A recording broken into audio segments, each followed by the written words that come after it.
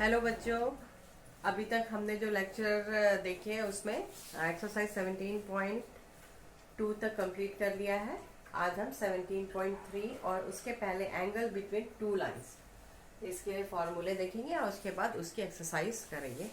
तो सबसे पहले मैं ये कहना चाहूँगी कि यदि आपको मेरा चैनल अच्छा लगता है तो प्लीज़ चैनल को लाइक, सब्सक्राइब और शेयर ज़रूर करेंगे, और कोई भी डाउट है तो कमेंट सेक्शन में ज़रूर लिखें। तो चलिए स्टार्ट करते हैं एंगल बिटवीन टू लाइंस। तो यदि मान लीजिए ये एक्स एक्सिस है, ये वाई एक्सिस है, और इसमें दो लाइंस हैं इस तरीके से, तो इसके बीच का एंगल आपको यदि फाइंड आउट करना है तो वो कैसे फाइंड आउट करेंगे। मान लीजिए ये एंगल थीटा है और ये एंगल बीटा है, ये एंगल अल्फा है। तो ये वाला जो एंगल हो जाएगा वो 180 माइनस थीटा हो जाएगा। तो यदि ये लाइन मान लीजिए ये लाइन L1 है और यदि ये लाइन L2 है, तो स्लोप ऑफ L1, स्लोप आप पढ़ चुके हो, slope of L1, slope of L1 is equal to हो जाएगा 10 बीटा, और इसको मान लेते हैं M2, और स्लोप ऑफ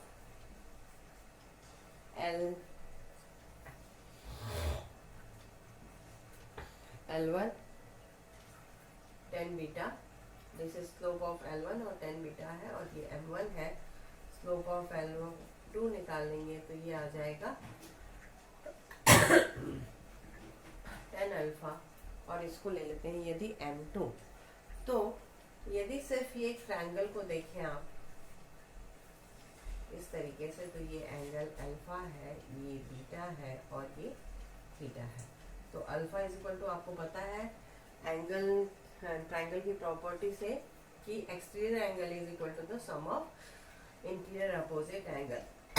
तो ये हो जाएगा, और alpha is equal to theta plus beta, तो थीटा इज इक्वल टू हो जाएगा अल्फा माइनस बीटा, दोनों तरफ 10 कर लेंगे, तो 10 theta is equal to 10 alpha minus beta. अब आप क्लास 10th में ट्रिग्नोमेट्री की प्रॉपर्टी पढ़ चुके हैं कि 10a minus b is equal to होता है 10a minus 10b divided by 1 plus 10a 10b। यदि आप लोगों ने 10th क्लास में अच्छे से पढ़ा होगा ट्रिग्नोमेट्री, तो ये इसका फॉर्मूला होता है। तो फॉर्मूले में tan theta is equal to आ जाएगा tan अल्फा का value m2 minus m1 divided by 1 plus m1 m2। अब दूसरी कंडीशन आती है जब ये वाला एंगल फाइंड आउट करना है। कौन सा एंगल? tan 180 माइनस थीटा, ये वाला एंगल। तो tan 180 minus theta is equal to minus tan theta. तो यहाँ पे आ जाएगा, यहाँ पे माइनस साइन लग जाएगा, तो यहाँ जाएगा m1 minus m2 divided by 1 plus m1 m2। तो यदि इन दोनों को कंबाइन करके लिखना चाहें तो tan थीटा इज इक्वल हो जाएगा, मॉड्यूलस ले लेंगे क्योंकि प्लस माइनस दोनों हो रहा था, m1 minus m2 divided by 1 plus m1 m2। तो ये इसका फॉर्मूला हो जाएगा। मतलब एंगल बिटवीन टू लाइंस निकालना है तो tan theta is equal to m1, मतलब यदि दोनों लाइन का स्लोप पता है तो आप उसका एंगल फाइंड आउट कर सकते हो। ये हो गया। अब आ जाते हैं कि कंडीशंस पे। इसमें ये एक जनरल फार्मूला हो गया। अब यदि कंडीशंस की बात करें कि यदि दो लाइन पैरेलल है मतलब theta equal to 0, theta equal to 0 होगा तो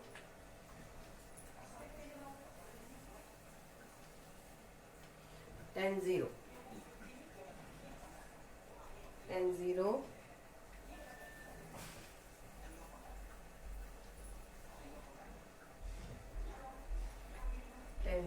is equal to m1 minus m2 divided by 1 plus m1 m2। tan 0 0 होता है तो ये हो जाएगा m1 is equal to m2। ये कब की कंडीशन होती है? If an if L1 is parallel to L2। और दूसरी condition, this is first condition, and second condition क्या होती है, इफ दोनों लाइन परपेंडिकुलर है। जब दोनों लाइन परपेंडिकुलर है मतलब 1090 तो M1 minus M2 divided by 1 plus M1 M2। तो 1090 इज इक्वल टू क्या आता है 1/0। तो M1 minus M2 divided by 1 plus M1 M2। तो M1 M2 is equal to हो जाएगा -1। ये कब की कंडीशन है, जब L1 परपेंडिकुलर है L2 के। और तीसरी एक कंडीशन आती है जब नियर पॉइंट की कंडीशन का मतलब होता है, तीसरी condition, if A B C are collinear points.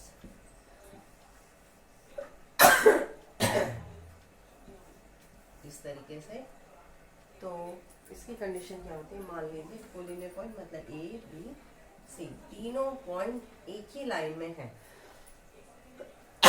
मतलब आप डायग्राम से देख रहे हैं, slope of A b is equal to slope of B c is equal to slope of a c. मतलब यदि कोई क्वेश्चन दिया है उसमें ये दिया हुआ है कि तीनों पॉइंट कोलिनियर है, उसकी कंडीशन लगाइए और कुछ प्रूफ करने के लिए, तो उसमें आप ये कंडीशन लगाओगे स्लोप ऑफ ए बी। क्यों? क्योंकि एक ही लाइन से तीनों पॉइंट्स पास हो रहे हैं, तो जो स्लोप होगा मतलब जो ये एंगल बनेगा वो सबके लिए एक ही होगा, इसलिए slope of A B, slope of B C और स्लोप ऑफ ए सी सब इक्वल होंगे। अब आ जाते हैं इसके क्वेश्चंस पे। जितने भी कंडीशंस बताई जाती हैं उसको केयरफुली समझना है, जिससे आप कोई भी क्वेश्चन को बहुत इजीली सॉल्व कर सकते हैं। अब आ जाते हैं एक्सरसाइज 17.3 में। So that the line joining 2 minus 3 and minus 5 1 is parallel to the line joining 7 minus 1 and 0 3। Parallel है मतलब M1 is equal to M2 का कंडीशन होती है। M1 यानी जो लाइन एक लाइन का जो स्लोप है वो निकालोगे, दूसरी लाइन का स्लोप निकालोगे। यदि दोनों पैरेलल होंगी तो दोनों का स्लोप इक्वल आएगा। तो एक्सरसाइज 17.3 क्वेश्चन नंबर फर्स्ट का फर्स्ट, तो जो पॉइंट्स दिए हैं वो है 2 -3 -5 1 और दूसरा है 7 -1 और 0 3। 7 -1 और 0 3 ये L1 लाइन है और ये L2 लाइन है। तो इसका आप M1 फाइंड आउट कर लेंगे और यहाँ से M2 फाइंड आउट कर लेंगे। तो कंडीशंस क्या होती है, L1 is parallel to L2 की कंडीशन क्या होती है, M1 is equal to M2 होना चाहिए। तो M1 निकाल लेंगे। M1 कैसे निकालोगे, y2 minus y1 divided by x2 minus x1। y2 minus y1 divided by x2 minus x1, that is 4/7 minus 4/7। और m2 निकालेंगे तो ये आ जाएगा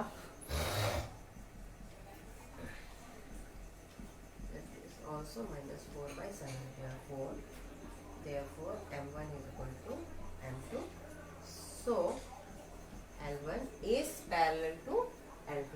अब इसके क्वेश्चन नंबर 1 का ही जो सेकेंड पार्ट है उसमें आपको परपेंडिकुलर प्रूफ करना है।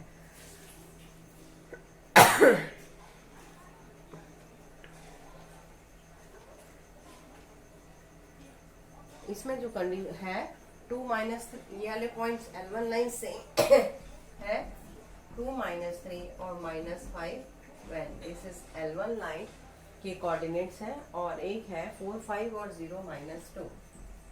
4 5 and 0 -2। तो जब इसको सॉल्व करोगे आप तो आपको जो परपेंडिकुलर की कंडीशन होती है वो होती है M1 M2 is equal to -1। तो यहाँ से M1 निकालेंगे कितना आ जाएगा, m1 तो एज इट इज रहेगा जितना है, कितना आ गया, तो m1 अपना -4/7। यहाँ पे m3 निकाल लो, यहाँ से जो m2 निकालेंगे वो कितना आएगा, -2 -5 दैट इज -7 और 0 -4 दैट इज 7/4। तो m1 m2 निकालेंगे तो ये आ जाएगा -4/7 × 7/4 दैट इज -1। इस तरीके से क्वेश्चन नंबर 1 कंप्लीट। अब आ जाते हैं क्वेश्चन नंबर 2 में। Find the value of x so that the line through x9 and 2 7 is parallel to the line through 2 -2 and 6 4। मतलब यहाँ पे ऑलरेडी पता हुआ है कि एक लाइन दूसरे लाइन के पैरेलल है। नंबर 2, क्वेश्चन नंबर 2 में जो दोनों लाइन दी हुई है वो दी हुई है, एक लाइन है, इसके कोऑर्डिनेट है x2 x9 और 2 7। ये L1 लाइन है और दूसरी है 2 -2 और 6 और 4।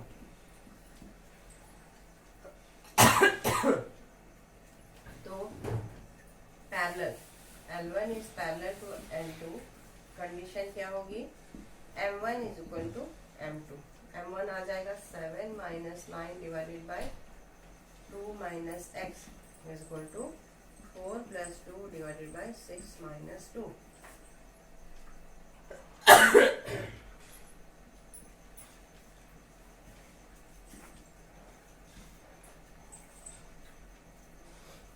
तो जब इसको सॉल्व करेंगे तो ये आ जाएगा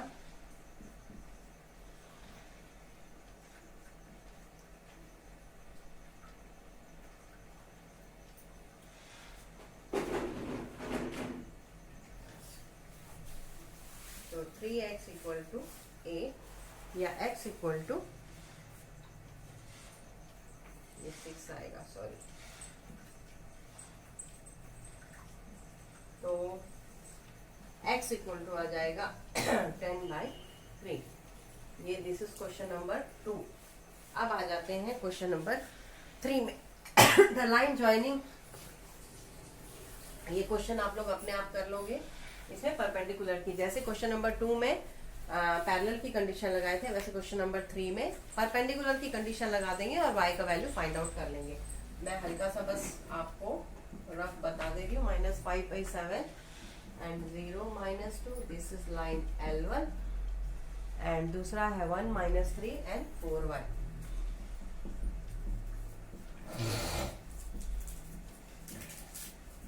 अब L1 is perpendicular to L2, L1 is perpendicular to M2, that is M1 is equal to -1। तो यहाँ से M1 निकाल लोगे, यहाँ से M2 निकाल लोगे, दोनों का प्रोडक्ट निकाल के -1 करके y का वैल्यू फाइंड आउट कर लेंगे। तो इसको आप अपने आप सॉल्व करोगे, नहीं आएगा तो कमेंट सेक्शन में आप पूछ सकते हैं। तो y = यहाँ से आ जाएगा -4/3। इस क्वेश्चन को मैं आगे सॉल्व नहीं करूँगी, इतना आप लोग कर लेंगे। अब आ जाते हैं क्वेश्चन नंबर 4 में। क्वेश्चन नंबर 4 में बोला है कि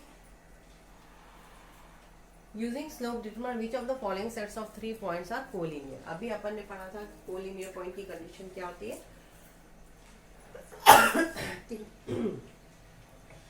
यदि कोई भी 3 पॉइंट दिए हुए हैं, वो यदि आपको कोलिनियर है प्रूफ करना है, तो उसके लिए तीनों का जो स्लोप होगा, तीनों points, slope of AB = slope of BC = slope of AC equal होना चाहते हैं। क्वेश्चन नंबर 4 में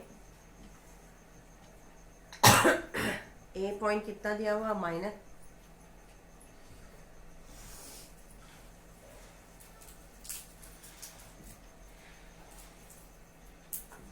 A B C। A के पॉइंट दिए हुए हैं -2 3 -2 3। B का पॉइंट दिया है 8 5 -5 और ये है 5 4। तो आपको कोलिनियर पॉइंट की कंडीशन क्या होती है, slope of AB = slope of BC = slope of AC। तो स्लोप ऑफ AB निकाल लेंगे तो ये आ जाएगा -5 -3 डिवाइडेड बाई 8 + 2, तो ये आ जाएगा कितना, -8/10। ये इसको सॉल्व करेंगे तो -4/5। अब slope, this is AB slope. अब आ जाते हैं स्लोप BC। स्लोप BC जो होता है वो आता है 4 + 5 डिवाइडेड बाई 5 - 8, दैट इज 9/-3, और ये आता है -3। मतलब slope of AB is not equal to slope of BC. Therefore, A, B and C are not collinear point. अब आ जाते हैं क्वेश्चन नंबर 5 में। क्वेश्चन नंबर 4 का ये फर्स्ट था, और अब आ जाते हैं क्वेश्चन नंबर 4 के सेकेंड में। क्वेश्चन नंबर 4 का जो सेकेंड है उसमें 5 1 1 - 1 11 4 दो दिए हैं, इसको आप कर लोगे। 5 1 1 - 1 और 11 और 4। इसको जब सॉल्व करेंगे, वही ये A पॉइंट है, ये B पॉइंट है, ये C पॉइंट है, तो कोलिनियर पॉइंट्स के लिए स्लोप ऑफ AB, BC और AC तीनों निकालोगे तो जो भी आएगा, तो ये तीनों इक्वल आ जाएंगे। इसको सॉल्व कर लोगे, 1/2 आ जाएगा,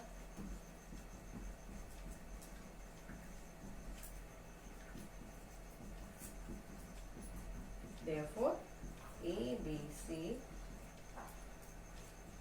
कोलिनियर पॉइंट। अब आ जाते हैं क्वेश्चन नंबर 5 में। क्वेश्चन नंबर 5 में बोला है कि using slope find the value of x so that the points are collinear. तो पॉइंट्स दिए हुए हैं 6 - 1, क्वेश्चन नंबर 5, 5 0 एंड x3। तो यदि ये कोलिनियर पॉइंट है तो क्या होगा, यदि ये A है, ये B है और ये C है, तो AB = BC से अपन x का वैल्यू निकाल सकते हैं। Slope of AB = slope of,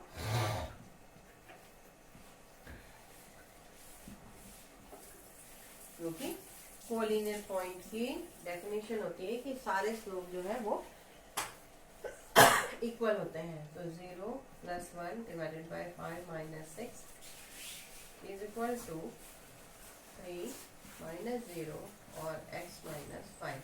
जब इसको सॉल्व करेंगे तो ये आ जाएगा -1 = 3 डिवाइडेड बाई x - 5, तो ये आ जाएगा -x + 5 = 3 या x = 2। तो इस तरीके से x का वैल्यू 2 आ गया। अब आ जाते हैं नेक्स्ट क्वेश्चन में, क्वेश्चन नंबर 6 में। If A = -2 1 2 B = 2 3 and C -2 -4 are 3 points, find the angle between the line AB and BC. Question number 6। A का वैल्यू दिया हुआ है -2 1, B का वैल्यू दिया है 2 3 एंड C का वैल्यू दिया हुआ है -2 -4। तो AB, angle between line AB and BC find out करना है। तो आपको फॉर्मूला पता है, tan θ = m1 - m2 divided by 1 + m1 m2। Modulus इसलिए लेते हैं कि यदि नेगेटिव आंसर आएगा तो भी वो पॉजिटिव ही हो जाएगा। तो m1 निकाल लेंगे, AB लाइन का slope 3 - 1 divided by 2 + 2, that is 2/4 या 1/2। और m2 निकाल लेंगे, slope of BC -4 - 3 -2 -2, that is 7/4। अब tan θ का फॉर्मूला लगा देंगे, m1 - m2 1/2 - 7/4 divided by 1 + m1 m2 1/2 × 7/4। जब इसको सॉल्व करेंगे तो आ जाएगा tan theta is equal to, LCM लेके आपको पता है इसको एलसीएम लेके सॉल्व करना रहता है, तो 1 - 14/4 इंटू 8/4 to the 8 plus 7 15, तो ये आ जाएगा -13/4 इंटू 8/15, तो ये आपका आंसर आ जाएगा tan theta is equal to 2/3।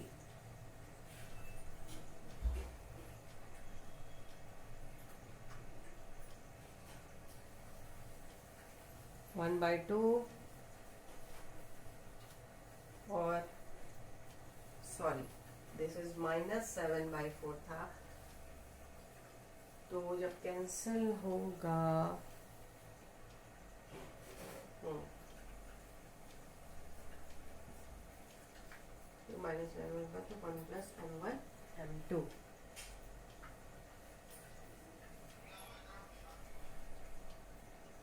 तो ये आ जाएगा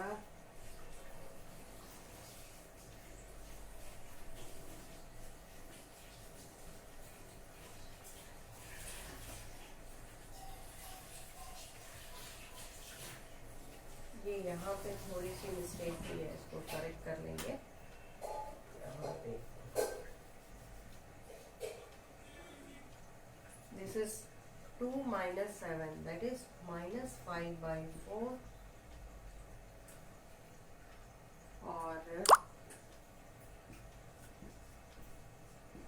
तो ये आ जाएगा, और जब मॉडुलस लेंगे तो ये आ जाएगा 2/3, तो tan theta is equal to 2/3, तो एंगल आ गया आपका 2/3। नेक्स्ट आ जाते हैं क्वेश्चन नंबर 7 में।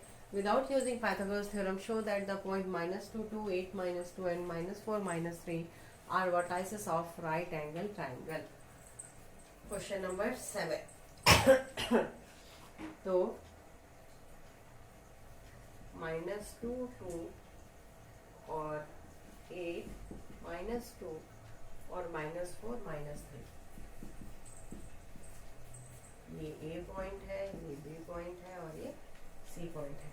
तो इसमें ये देखना है कि कोई भी दो का स्लोप निकाल के यदि उनका प्रोडक्ट -1 आता है, क्योंकि आपको पता है कोई भी लाइन L1 पैरेलल परपेंडिकुलर होती है L2 के, और आपको पता है कोई भी ट्राइंगल में फॉर एग्जांपल A B कोई भी, ये पॉइंट कोई भी हो सकता है, कोई भी पॉइंट पे वो राइट एंगल हो सकता है, हम नहीं जानते हैं। तो एक लाइन दूसरे के परपेंडिकुलर होती है, परपेंडिकुलर लाइन होने की कंडीशन क्या होती है, उसका जो स्लोप का प्रोडक्ट आना चाहिए -1।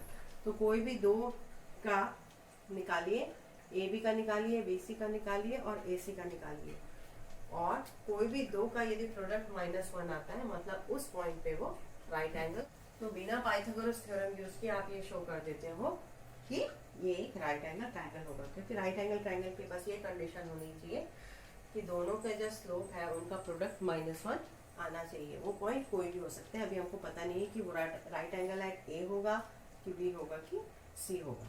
तो AB का स्लोप निकाल लीजिए, slope AB that is m1 कितना आ जाएगा, -2 दैट इज -4 और 8 + 2 दैट इज 10 दैट इज -2/5, और BC स्लोप m2 ये आ जाएगा -3 + 2 और -4 -8 दैट इज 1/12, और AC का जो स्लोप है दैट इज m3, इसको निकालेंगे तो ये आ जाएगा -3 - 2 दैट इज -5, और ये आ जाएगा -4 + 2 दैट इज 2।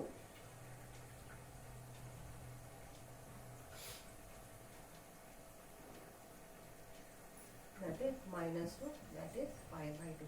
मतलब इन दोनों में दिख रहा है कि दोनों का प्रोडक्ट करेंगे, मतलब m1 m3 को जब इंटू करेंगे तो ये आ जाएगा -2/5 इंटू 5/2 -1। अब आ जाते हैं क्वेश्चन नंबर 8 में। इसमें if A2 - 3B 3 5 are two vertices of rectangle ABCD, find the slope of BC CD and AD।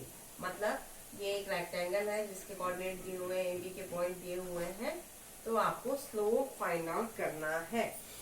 तो slope BC, slope CD and slope AD। कुछ नहीं करना है, आपको पता है रेक्टेंगल की प्रॉपर्टी में क्या होता है, जिसे फिगर से दिख रहा है AB is perpendicular to BC। तो AB, तो इसकी कंडीशन क्या हो जाएगी, यदि ये M1 है, ये M2 है, ये M3 है और ये M4 है, ठीक है। तो परपेंडिकुलर की कंडीशन क्या होती है, M1 M2 is equal to -1। तो M1 फाइंड आउट करेंगे तो ये M1 फाइंड आउट करेंगे तो ये आ जाएगा 5 + 3 8 और 3 - 2 1, दैट इज 8/1 और ये 8। तो M2 इज इक्वल टू आ जाएगा M1 M2 -1 से M2 is equal to -8, that is equal to slope of BC। Similarly, AB is parallel to CD. AB is parallel to CD. Therefore, M1 is equal to M3. M3 तो M3 भी क्या आ जाएगा, A. That is equal to slope of CD. और similarly, slope of AD क्या हो जाएगा, M2 जो है वही M4। बहुत आसान है। Slope of AD is equal to M4। तो AD is parallel to BC is equal to M2 is equal to M4। Therefore, M4 is equal to -8। ये आ गया स्लोप ऑफ AD। इस तरीके से तीनों निकल आए, slope of BC, CD and AD। अब आ जाते हैं क्वेश्चन नंबर 9 में। क्वेश्चन नंबर 9 में using slope prove that the point 4, -4, -1, -2, -4, 4, 0 and 2, 3 taken in order are the vertices of rectangle। इसमें भी वही रेक्टेंगल की प्रॉपर्टी लगानी है। इसके वर्टाइसेस है -4, -1, -2, -4, 4, 0 and 2, 3।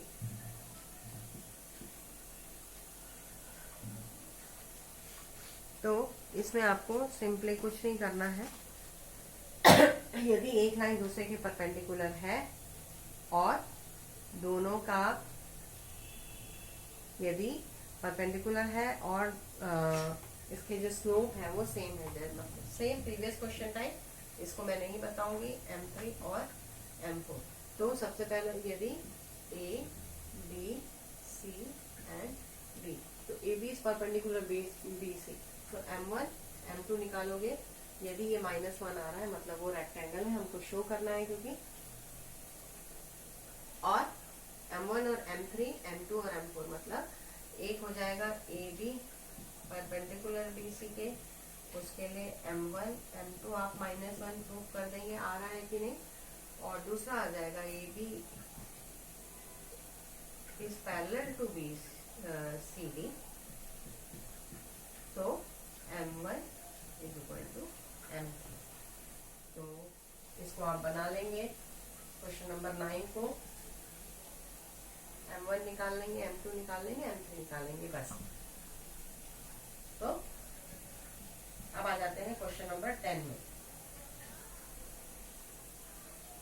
क्वेश्चन नंबर 10 में the vertices of quadrilateral are -4, 2, 2, 6 and 8, 5 and 9 -11। Using slope, show that the midpoints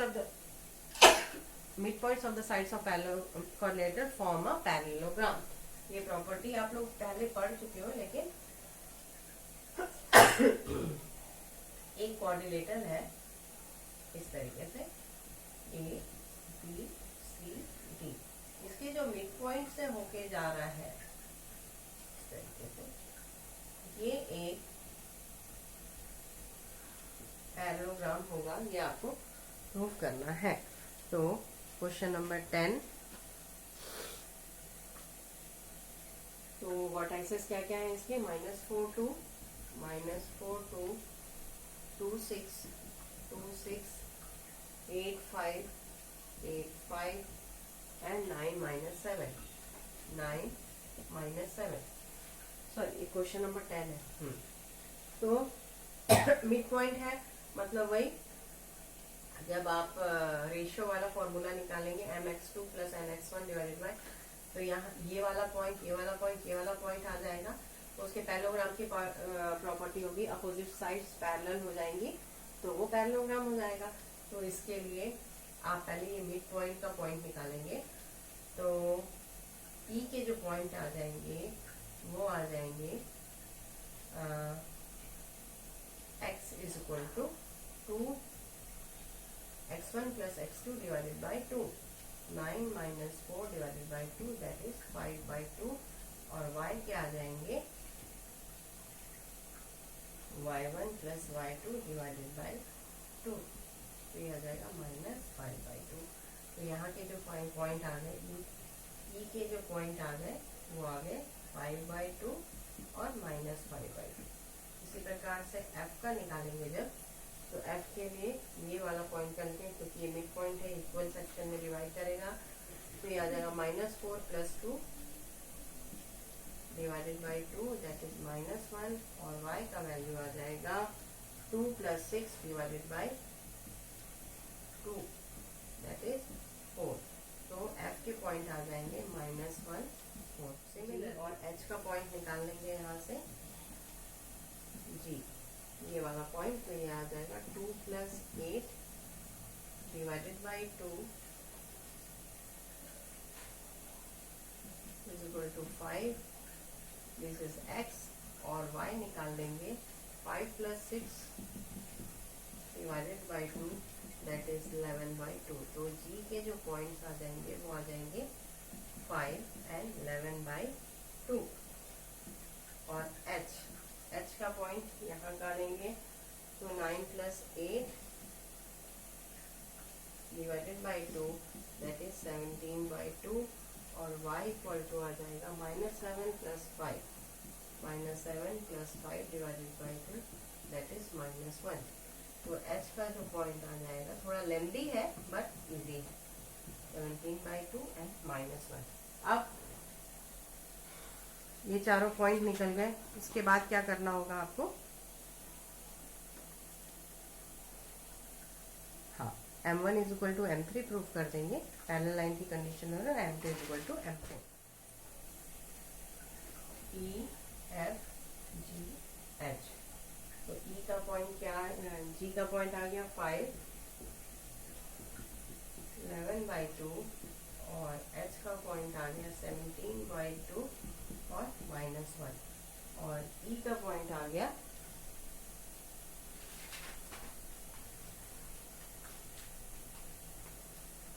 5/2 -5/2,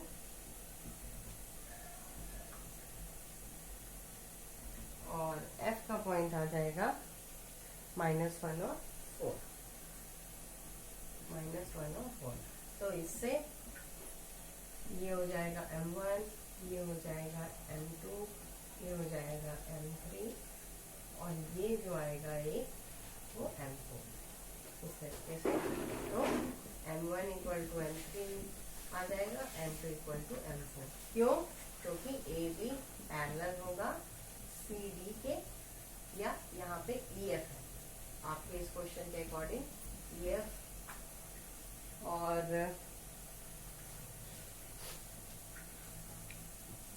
GH, इस तरीके से जब आप EFGH, यदि इसको पैरेललोग्राम को प्रूव करना है, तो ये लाइन इसके पैरेलल होगी, ये लाइन इसके पैरेलल होगी, तो EF is parallel to GH और FG is parallel to EH, इस तरीके से। तो ये क्वेश्चन हो जाएगा। अब आ जाते हैं क्वेश्चन नंबर 11 में। क्वेश्चन नंबर 11 में बहुत सिंपल है। इसमें if the point A x1 y1 B x2 y2 and P h are collinear, prove that. हाँ, तो कोलिनियर पॉइंट का पता है डेफिनेशन आपको कि slope of AP is equal to होता है slope of AB। Question number 11, तो A का पॉइंट है x1 y1 और B का पॉइंट है x2 y2 और P का पॉइंट है एच के। तो आपको प्रूव करना है कि कोलिनियर है। तो आपको पता है कि slope of A P is equal to slope of A B. Collinear point की ये कंडीशन होती है कि slope of A P is equal to slope of A B. तो स्लोप ऑफ ए पी क्या हो जाएगा,